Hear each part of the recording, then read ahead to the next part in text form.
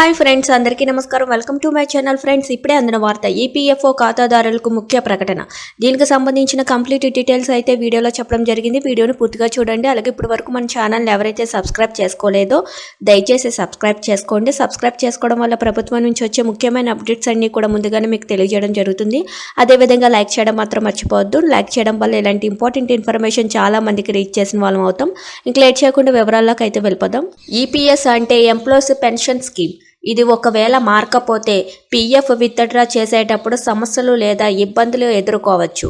ఒకవేళ ఈపీఎఫ్ నగదు విత్డ్రా చేయగలిగిన పెన్షన్ సర్టిఫికేట్ సమర్పించాల్సి ఉంటుంది.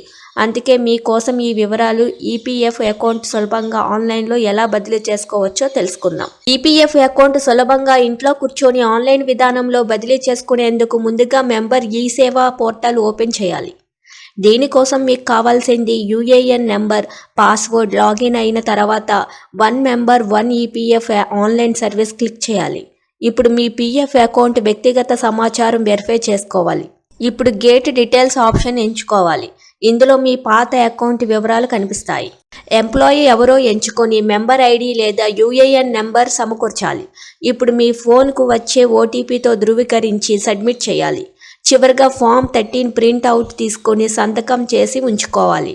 ఈ ఫామ్ని 10 రోజుల్లోగా మీ ఎంప్లాయర్స్కు సమర్పించాలి. ఆ తర్వాత మీ పీఎఫ్ అకౌంట్ బదిలీ అవుతుంది. పెన్షన్ అకౌంట్ కూడా బదిలీ అవుతుంది. చూస్తున్నారు కదా ఫ్రెండ్స్, ఇలాంటి లేటెస్ట్ అప్డేట్స్ కోసం మన ఛానల్ని లైక్ చేయండి, షేర్ చేయండి, సబ్స్క్రైబ్ చేసుకోండి. Thank you for watching this video.